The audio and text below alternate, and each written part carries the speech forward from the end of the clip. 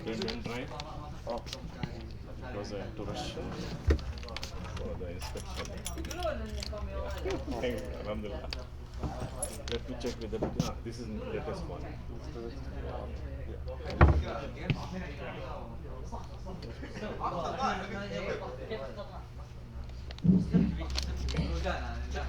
أعوذ بالله من الشيطان الرجيم بسم الله الرحمن الرحيم. مختارينه ودعست عليه. So this is going to be the last lecture from the Pharmacology. This is the last presentation, and it deals with the bone mineral metabolism. So the most common disease which is being seen in clinical practice is osteoporosis, bone mineral metabolism. And these are the learning objectives. So as you can see on the slide, I have made some of the learning objectives in bold letters. Okay. So from these learning objectives only, you will be assessed in the examination. Remaining three, we will be covering the physiology, causes, features, and complications, and the diagnostic tests. So you should know what are the different treatment options available, different classes of drugs, their mode of action, effects, and side effects, etc. So, can you please allow me to skip some other slides? Yeah. Hydroxyapatite crystals, you should remember, because these are the target of our medications, as well as osteoblasts and osteoclasts. Okay, very much, mashallah. And parathyroid hormone, I think you know very well. It can increase calcium level, that is hyperparathyroidism. And if the same parathyroid hormone is given externally, it will stimulate bone formation. So this is paradoxical effect. And role of calcitonin, I think let me skip this one. Yeah, estrogen also you know. And glucocorticoids increase. Just remember, estrogen and glucocorticoids have opposite action. One decreases the bone turnover, other one increases the bone turnover. Sclerostin is another hormone produced by the bone, stimulates bone formation, inhibits the bone formation and stimulates bone resorption.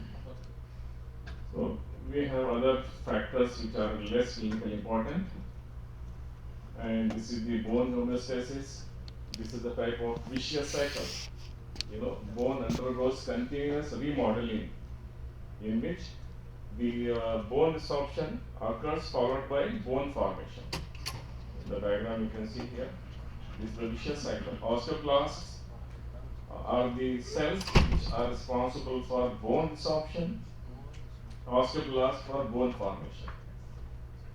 So as long as this is balanced, your bones are healthy and strong enough to face the trivial trauma or accidents, etc. If this balance gets altered, imbalance, then osteoporosis results. So in the diagram you can see here, if the osteoclastic activity is more, then osteoporosis develops. So these are the consequences. Fracture will develop, and pathologically you can see the decreased trabecular number, trabecular thickness, trabecular spacing. So all these pathological features are observed in osteoporosis.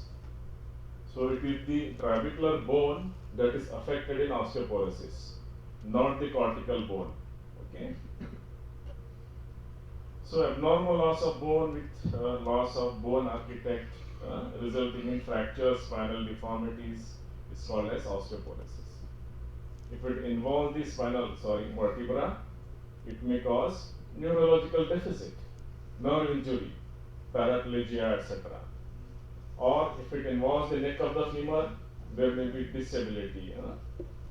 So these are the consequences. More commonly seen in postmenopausal women because of the loss of the ovarian functions. Ratio is 4:1.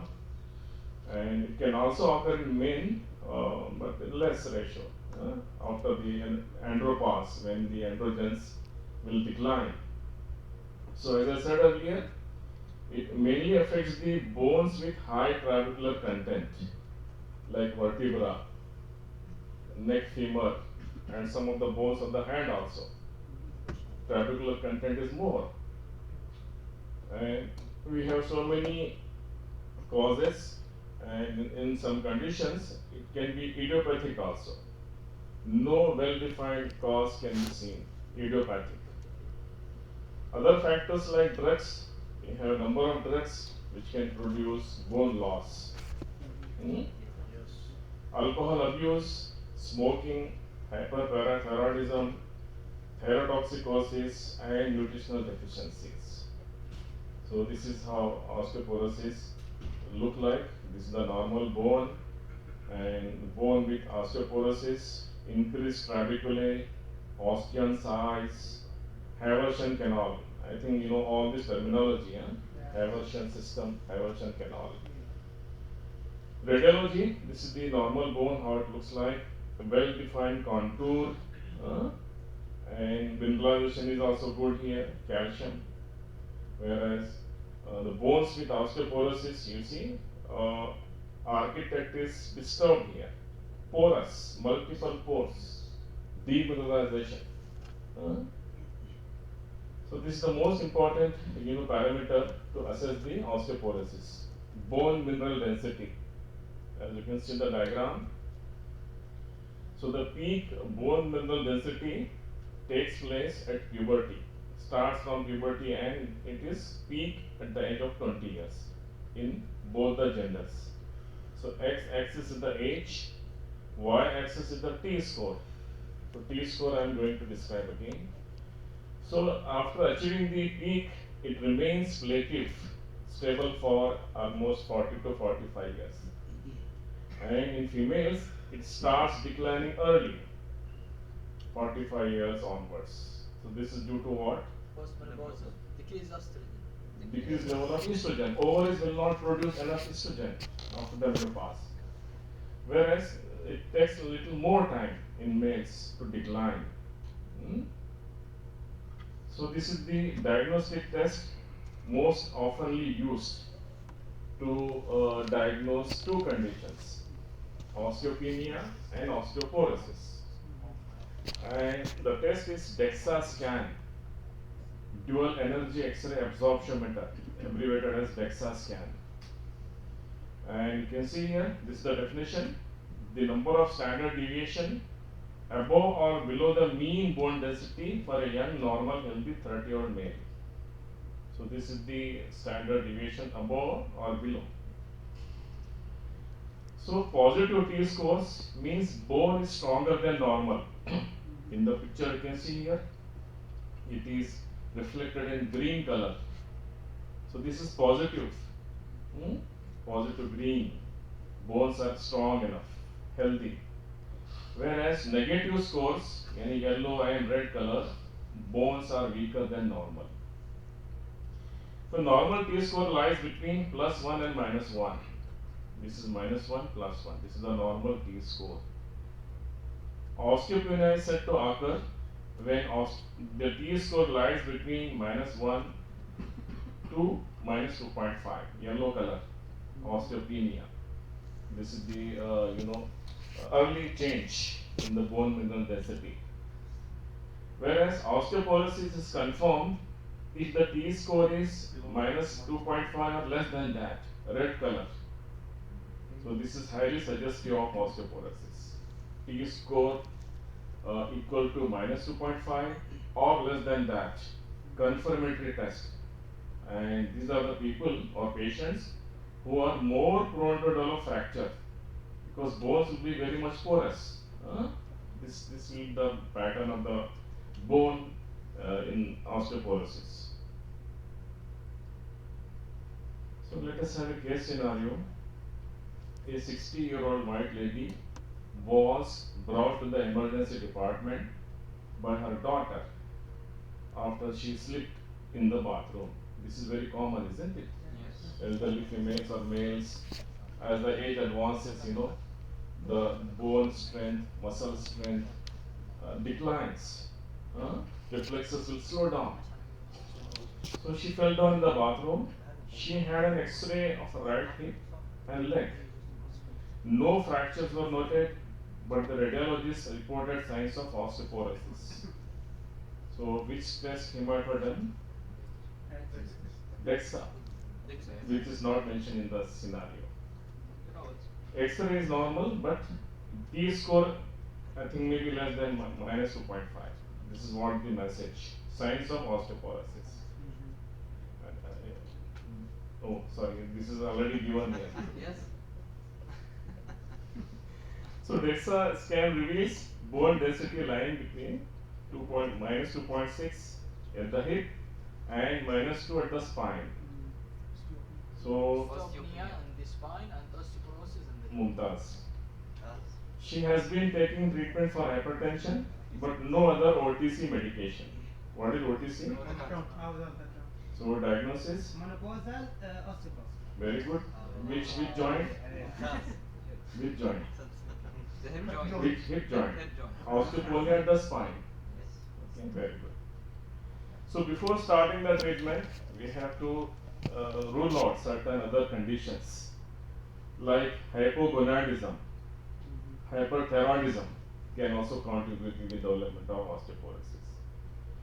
Then we have to evaluate the risk factors and manage wherever possible. All these are lifestyle modification, can be modifiable, can be prevented. Calcium intake, sunlight exposure. Why sunlight exposure? Physical activity, of course, muscle strength. Yeah.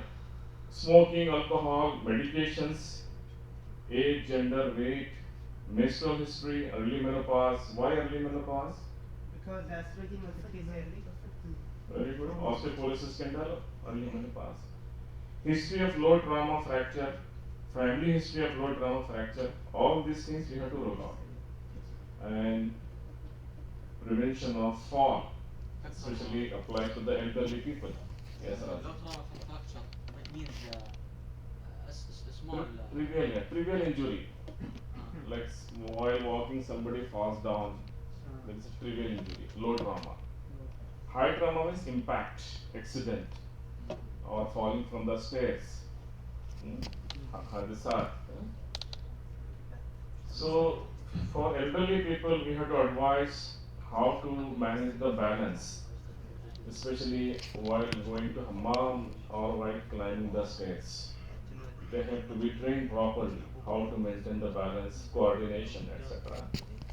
And medication management also. And of course, physical activity should be encouraged, which exercises that improve the balance, such as salah. If salah is offered properly, it also amounts to a good exercise, isn't it? And of course, we have Tai Chi. What is Tai Chi? Tai Chi. Yoga. Yeah, Tai Chi it's combat but in a dancing way. This is Chinese, isn't it? Yes. Yoga is Indian origin. Yes. So don't get scared by seeing the number of drugs. This is just for information.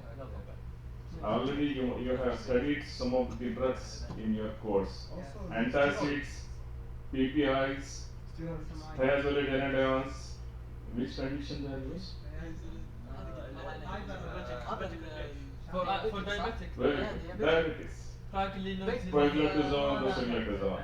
Glucocorticoids, we have studied several times. GnRH agonists, we have studied heparin also. So now the pharmacotherapy main slides will start from here onwards. Main slide. Treatment approach. Yeah, main object is to prevent fractures and the associated morbidity. Those people who have low BMD or stiff fracture. Indications are patient with osteopenia, yani T score -2, with a high risk of fracture also should be treated. Yani those who have osteopenia also should be treated, like our case. And full blown osteoporosis, T-score less than minus 2.5. This is the clear-cut indication. So the therapeutic approach involves two targets. One is the medication, which can prevent the bone resorption, osteoclastic activity. They are called as anti-resorptive. So we have calcium along with vitamin D, SERM. What is SERM? Serotonin. بس هذا There is SSRI. What you are telling is SSRI, selective serotonin reuptake inhibitor. selective استروجين ريسبتور وش السيروتونين؟ selective حق البرون estrogen And for what? metabolism. Modifiers. Mumtaz. Selective the modifiers.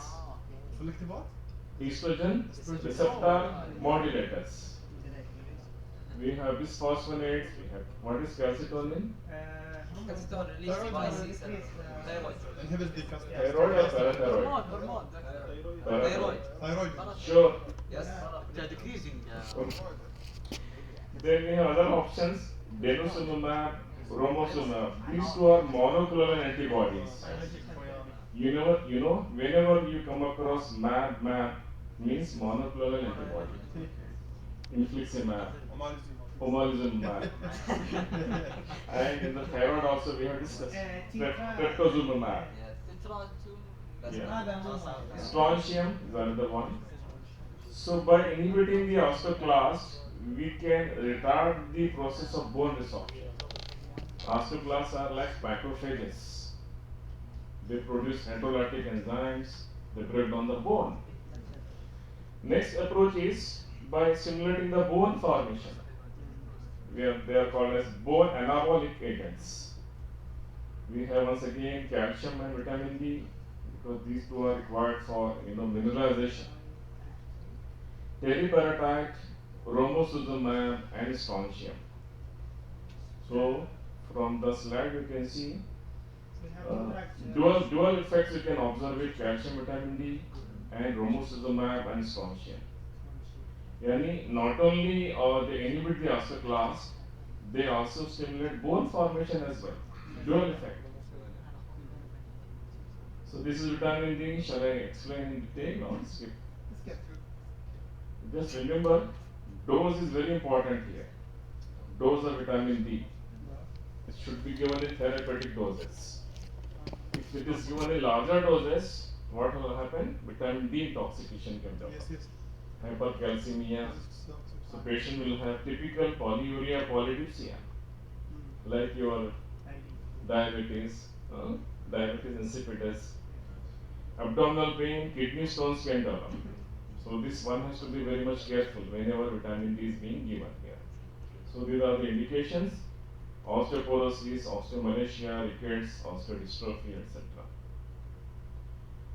So vitamin D along with calcium is, this is the recommended daily allowance: 1000 milligram of calcium or 800 international unit of vitamin D. Both have to be given together as a supplement or as a preventive measure.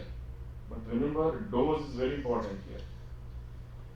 Vitamin D enhances the absorption of calcium from GIT and also stimulates reabsorption of calcium from kidney. That's why dose of vitamin D has to be carefully monitored. As a treatment, this combination has got limited efficacy. So it cannot be used alone for the prevention or treatment of osteoporosis. Yeah, that's why it has to be combined with other classical anti-resorptive agents. So these are the consequences. If vitamin D is given alone, no effect on bone mineral density. However, if vitamin D is combined with calcium, it will increase the bone mineral density. So this is how it can be useful. But overall, no effect on falls and bone turnover markers.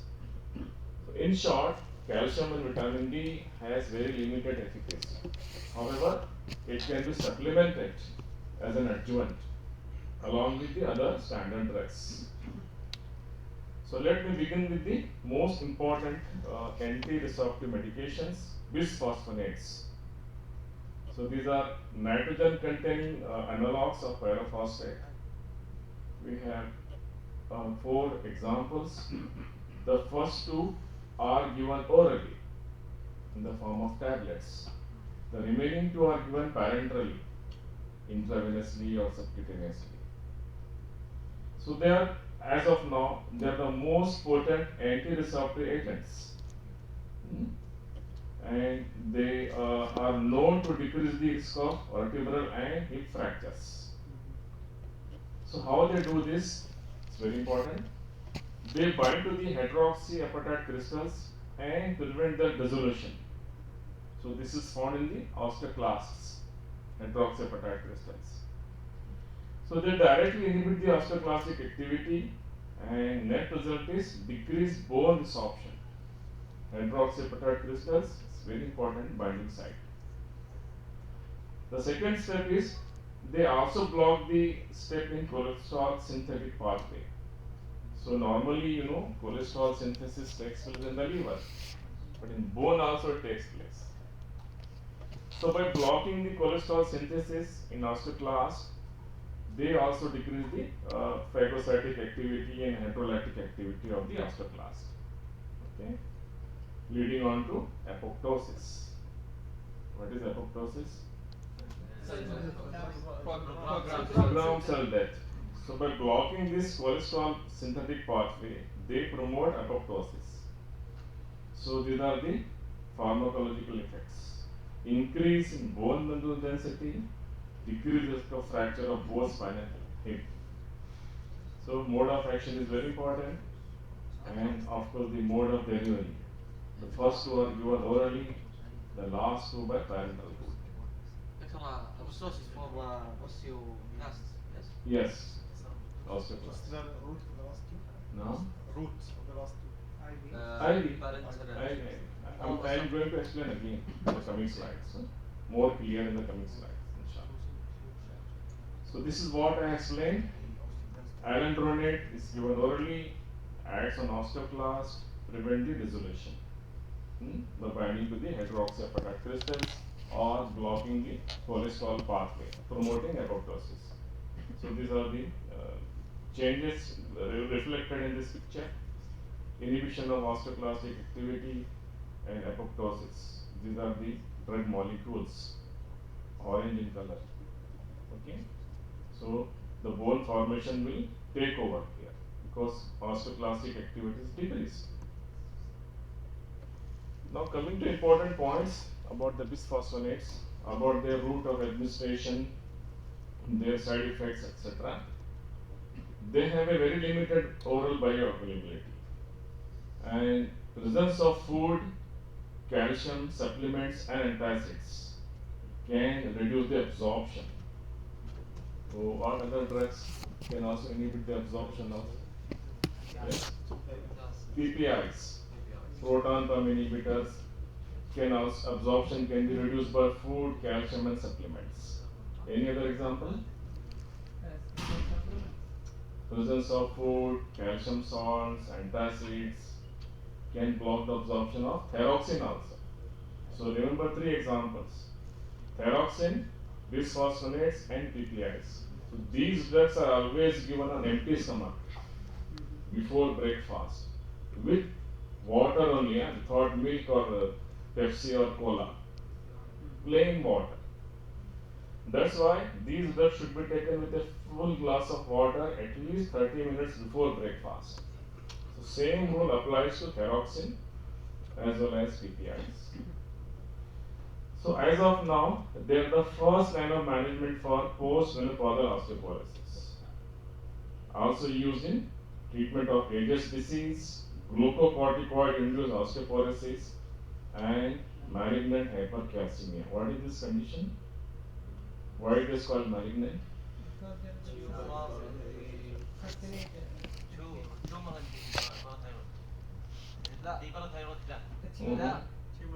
Okay. Bone tumor also. Bone tumor can produce hypercalcemia. Then tumors spreading to the bone. metastatic tumor, especially breast cancer and colon cancer, they go to the bone. So they produce osteolysis, increase in calcium level. So that is called as malignant hypercalcemia. And for how long we have to give this medication? 3 to 5 years orally or 3 years intravenously.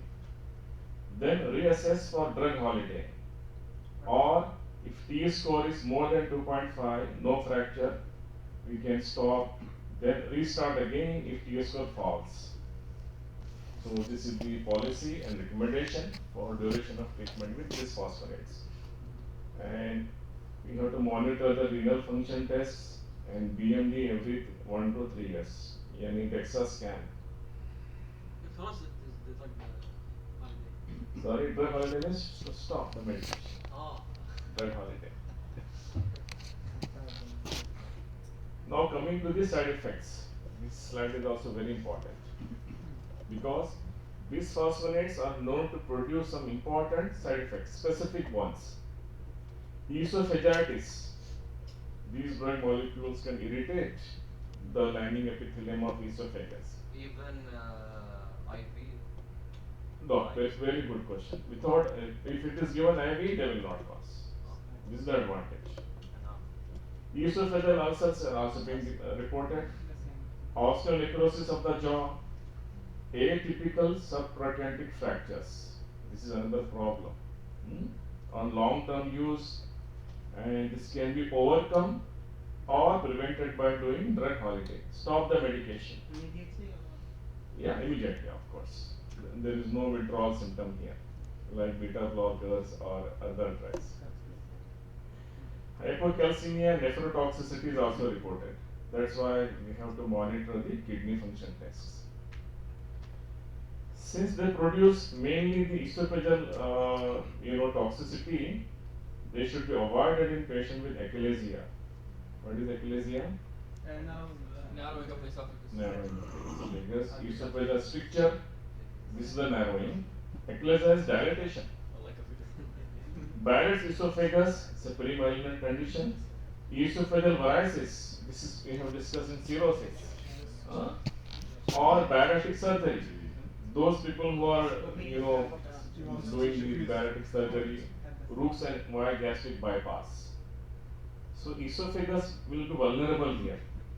So that's why we should not give bisphosphonate in these patients. Now, IV bisphosphonate can be used if patient cannot tolerate oral bisphosphonate. This is the answer here. So these are the side effects seen with oral bisphosphonates only. Esophageal side effects. Another important point is we have to advise the patient to take the medication properly. This is very important point. And in exam this may be asked. So the main aim here is to minimize the GI side effects. The patient should be asked to take the first dose early in the morning on empty stomach. This already I have explained. With a full glass of water 30 minutes before taking food, drink or other drugs. First point. Second point, the tablet should be swallowed as a whole. Should not be chewed, it should not be crushed. Why? To prevent the osteoporosis of the jaw. More important than that. That's what's in the side effect. Exactly. If it is swallowed, if it is chewed or sucked here, it may pass down to the esophagus, it may cause esophagitis. And the jaw. That's why it should be swallowed as a whole. Like a piece of meat. Sometimes we do not chew. Remain upright after swallowing the medication. Don't sleep. Either be seated or stand. Adopt this standing posture. Why this? Take its effect. Why one should not sleep after taking the medication? The enzyme. Acid reflux. Reflux, yes, very good. Gastritis, esophagitis. So this is one way of minimizing the GI side effects if the patient is insisting for oral preparations.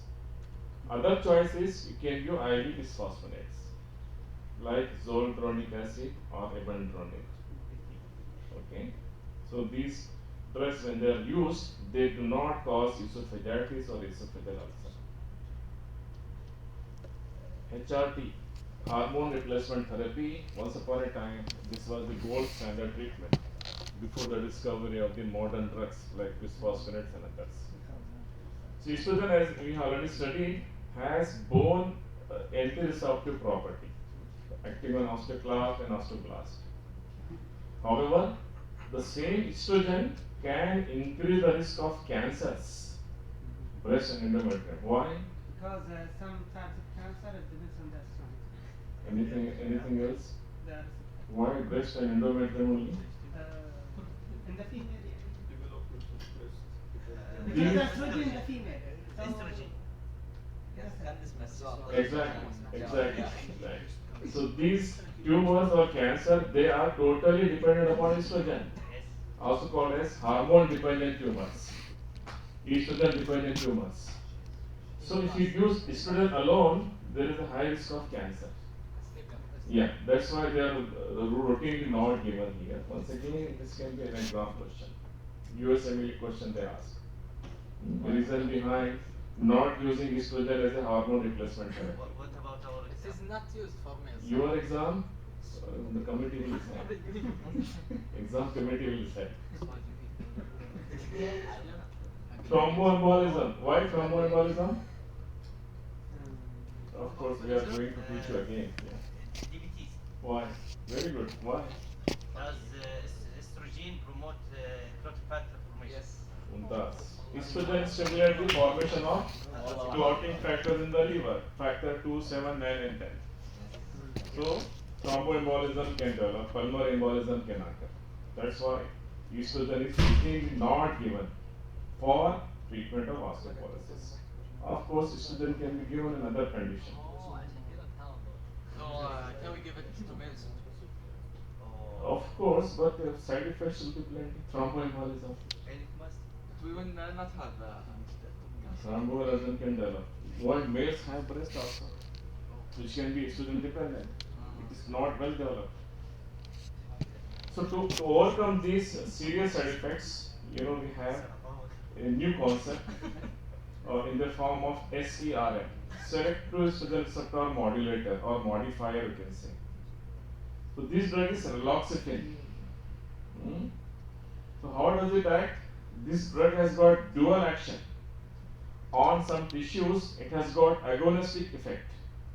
Yani, on the bone, it has got estrogenic effects. This is beneficial. Estrogen promote osteoblastosis and inhibit osteoclastic activity. So this beneficial effect is exploited here.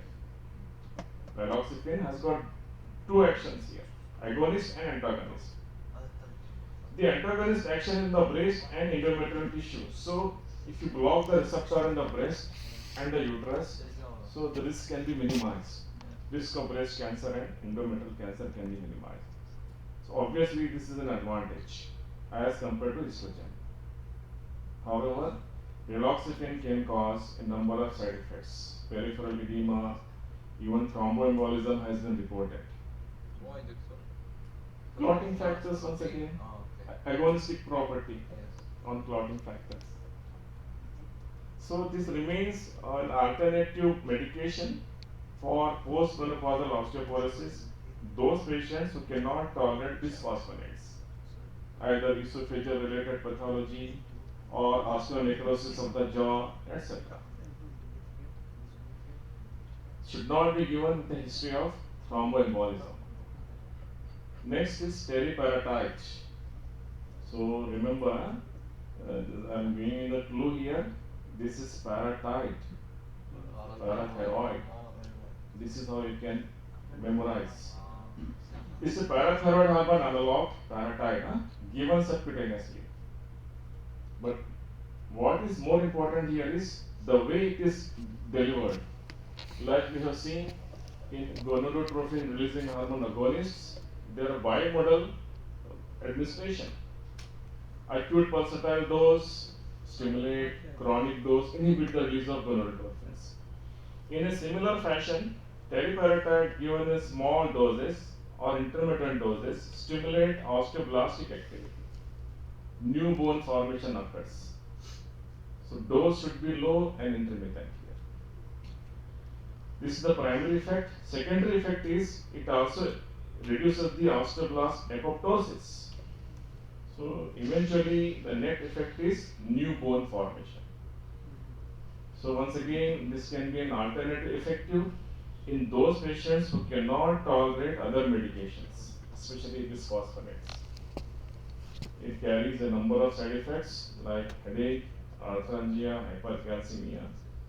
And another important point is the duration of treatment should not be more than 2 years because there is a risk of getting bone tumor. Osteosarcoma has been reported. So if at all it is used, it should not be used for more than 2 years. After 2 years, you can switch on to another medication. Why there is hypercalcemia? Hypercalcemia, let me explain by then. Okay. The mechanism. Okay. I will reply your query. So this is the summary of what I explained. Teriparatide, stimulate the bone formation by acting on osteoblast, given in small intermittent doses. Now coming to physiology of rank and rank L, has it been told? No. Okay. Rank is the receptor activator for nuclear factor kappa B. This is the receptor present in osteoclast and osteoclast cluster. What is the precursors? This is the rank, green color hook-like structure. Receptor. Rank is the receptor. Then what is rank L? L stands for ligand. It's a type of protein which is produced by osteoblast and other cells. That will bind to the rank. Exactly. And activate Yes. osteoclast. This is the agonist and the receptor is rank. Okay. Rank is the agonist, endogenous substance, protein. So after binding to the receptor, it stimulates osteoclastogenesis. Means Synthesis. bone resorption. Okay. Bone resorption is initiated by rank L. This is one target. Another important component is bone marker, OPG, not OPD, outpatient department. It's OPG. Osteoprotegerine. This is secreted by osteoblast and blocks the binding of rank L to rank L. So this is antagonist, isn't it? Yes. It antagonizes the effect of rank L on the receptor, physiological antagonist. So you should know about the physiological role. Now coming to the drug which prevent the binding of rank L to rank receptor. This is called as denosumab. Once again, monoclonal antibody against rank L. So you can see here, this is the purple color, round spherical molecules is the protein, rank L. And denosumab has Y-shaped structure, and the red color is the receptor. So you can see the receptors are found here. So this monoclonal antibody, it prevents the binding of the rank L to the receptor. So this is how it inhibits the bone absorption. Yani it behaves like OPG, osteoprotegerine, denosumab. Once again, this is also an effective alternative for those patients who cannot tolerate bisphosphonates. This drug can increase the risk of infections because of the immunosuppression, allergic reaction, and calcium and phosphorus level may fall down, and osteonecrosis of the jaw is also being reported. Does it cause immunosuppression? Monoclonal antibody, it may suppress the immune response also. Immune cells.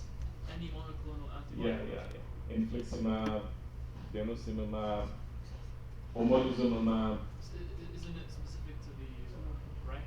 This is specific to, of course, but it can also inhibit the immunosuppression. Not 100% specific or sensitive. So this picture is very much clear. Yes. Okay, let me move on to the another antibody, romosozumab. So this blocks the sclerostin to produce dual effects. Sclerostin, is a hormone produced by the bone, which acts to inhibit the bone formation and stimulate bone resorption. The A panel shows the typical functional role of sclerostin in our body. Inhibits the bone formation and stimulates bone resorption. So now we have a drug in the form of romosozumab which blocks the action of sclerostin. So both the actions are blocked here. So this stimulates the bone formation and inhibition of bone resorption. So that means the normal physiological role of sclerostin is being totally neutralized. Net effect is, bone formation and inhibition of bone resorption. So this is more clarified here, explained in a better way. Dual effect increases the bone formation, decreases the bone resorption. This is the osteoclast, macrophage of the bone. Once again, this is also an effective alternative for those patients who cannot tolerate bisphosphonates. But remember, in addition to causing hypocalcemia, osteonecrosis, it can also increase the risk of MI and stroke. What is MI? So what should be the contraindication? Ischemic heart disease, patient with heart disease, hypocalcemia, allergic reaction, or stroke, they should not be given this medication. Another one which dual effects, strontium ranelate, but it has got a different target here. It does not bind to the sclerostin. It binds to the calcium sensing receptor, CASR. Another hidden clue, another hint I'm going to share with you. SR, isn't it? Strontium ranelate. SR and SRK. These are examination tips. So this is how you can memorize and retain it. But you have to bring it in the Hopefully the exam will be safe. Well, maybe in USMLE. Here I don't know. So it has got effects on both osteoblast and osteoclast. Enhances the differentiation of pre-osteoblast to osteoblast. Net result is bone formation. And also increases the expression of OPG. OPG is physiological antagonist. So bone resorption is decreased. On osteoclast, inhibit the bone resorption. So dual action on two cells. This is already being reflected here. Increase bone formation, decrease bone resorption, like your previous monoclonal antibody. It can cause allergic reaction and again cardiovascular diseases. Could be due to, I think, atherosclerosis. Calcitonin, I think you already know about this one. It inhibits the osteoclastic bone resorption. But potency wise, as you compare with the bisphosphonate, it is less potent. It can be given in the form of nasal spray or subcutaneous injection. Once again, postmenopausal osteoporosis and those who have painful spine fracture or hypercalcemia, these are the therapeutic indications. And rhinitis nasal symptoms. Why rhinitis nasal symptoms? Nasal spray. So localized inflammation can develop. This is the normal physiological action of the calcitonin. On bone, inhibits osteoclastic activity. On kidney, decreases the reabsorption of calcium and phosphorus. So hypocalcemia and hypophosphatemia are the net effects. So in a nutshell, this slide shows the targets of various drugs used in the treatment of osteoporosis. Not all, but most of the drugs here. So you can see here, denosumab, bisphosphonates, teriparatide, romosozumab. So bisphosphonate here binding somewhere in the hydroxyapatite crystals as well as apoptosis. Romosozumab blocking the sclerostin target. Teriparatide stimulating the osteoblast precursors. And denosumab blocking the rank L. I hope this picture is clear for you, and this will enable you to understand the concept of mode of action. So this is the osteoclast, which is shown in a magnified way here as compared to osteoblast. This is a macrophage, bone macrophage, isn't it? Big in size as compared to osteoblast. Now let us move on to some important questions related to the topic. An 85-year-old lady with osteoporosis coming with severe pain on swallowing. Dysphagia, isn't it? She has an upper GI endoscopy done which shows severe esophageal ulceration. Which one of the following medication should be stopped? She is a known case of osteoporosis. So apparently she is taking some medication, isn't it? Yes. So which medication you want to stop? Why not metoclopramide? Unrelated. It's more Not related. Anti-emetic drugs. Omeprazole should be stopped or not? No. Yes. Should be used. Should be used. الحين شوف ما فهمت شوف Cholecalciferol. أجاوب ما فهمت Cholecalciferol. Not really. What is the pathology here? So the main culprit here is alendronate. The other options, they do not cause any esophageal pathology. Cholecalciferol is vitamin D. It does not produce any esophageal ulcer or esophagitis. Omeprazole can be useful here for ulceration. So correct answer is alendronate. Oral bisphosphonates. If suppose instead of this cholecalciferol, if we add zoledronic acid, that is also wrong choice. Intravenous zoledronic acid will not cause esophageal irritation. Second question: a postmenopausal woman with a family history of osteoporosis completes a BMD workup and you find her T-score being minus 2.6. Osteoporosis. Very good. Highly suggestive of osteoporosis. She tried a short course of teriparatide over a year ago, but complained of serious depression and mood changes.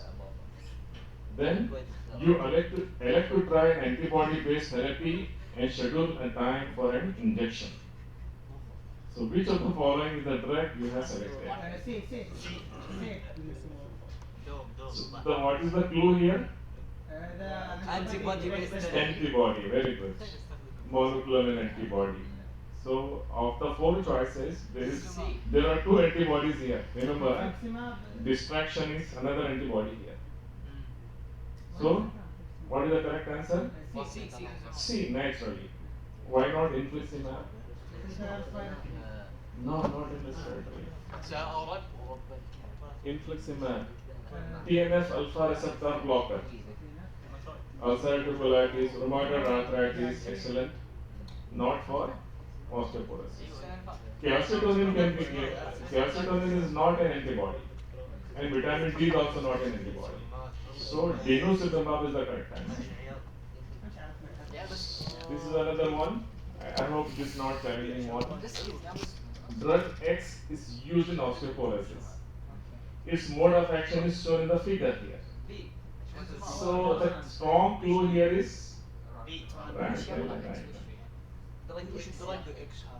Yes, tell me which drug. روموسوزوماب. لا Rank L, rank. Because it will bind to the rank L. Exactly. So the receptors blocked by denosumab. B is the correct answer. Suppose what is the site of action of remusumab? Slow escape. Mashallah. Teriparatide, parathyroid hormone analog, stimulate bone formation. Alendronate, hydroxyapatite crystal, inhibit the osteoclastic activity. Thank you very much. Thank you, Dr.